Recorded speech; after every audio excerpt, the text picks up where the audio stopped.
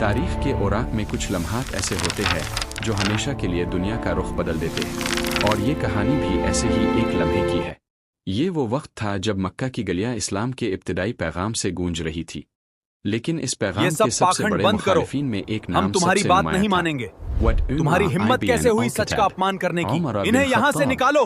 اپنی سخت مزاجی، بہادری اور اسلام کے خلاف شدید دشمنی کے لیے مشہور تھے، وہ مسلمانوں کو اذیت دینے والوں میں پیش تھے۔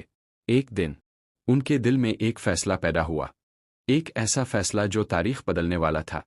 انہوں نے ارادہ کیا کہ وہ جا کر رسول اللہ کو نعوذ باللہ قتل کر دے۔ تلوار ہاتھ میں لی اور غصے سے بھرے ہوئے مکہ کی گلیوں میں نکل پڑے۔ راستے میں ایک شخص سے ملاقات ہوئی۔ اس نے پوچھا، کہاں جا رہے ہو اے عمر؟ عمر نے جواب دیا، میں محمد کو ختم کرنے جا رہا ہوں۔ اس شخص نے کہا، پہلے اپنے گھر کی خبر لو، تمہاری اپنی بہن اور بہنوئی اسلام قبول کر چکے ہیں۔ یہ سن کر عمر کا غصہ اور بھڑک اٹھا۔ وہ فوراً اپنی بہن کے گھر کی طرف بڑھے۔ جب وہ وہاں پہنچے، اندر سے قرآن کی تلاوت کی آواز آ رہی تھی۔ یہ وہ کلام تھا جو دلوں کو بدل دینے والا تھا۔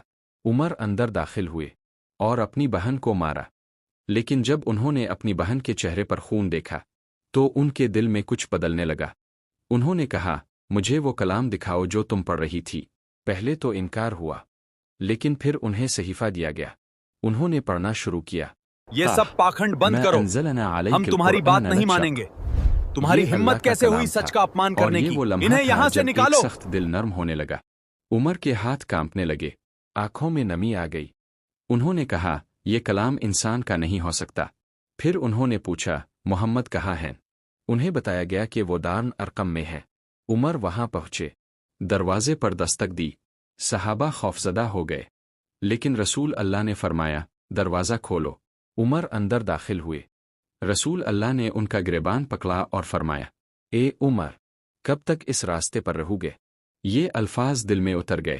اسی لمحے عمر بول اٹھے، میں گواہی دیتا ہوں کہ اللہ کے سوا کوئی معبود نہیں اور محمد اللہ کے رسول ہیں۔ یہ وہ لمحہ تھا جب اسلام کو ایک مضبوط ستون ملا۔ صحابہ نے خوشی سے تکبیر کہی اور مکہ کی فضا گونج اٹھی۔ عمر کا اسلام قبول کرنا کمزور مسلمانوں کے لیے طاقت بن گیا۔ اب وہ چھپ کر عبادت نہیں کرتے تھے، بلکہ کھل کر اسلام کا اعلان کرتے تھے۔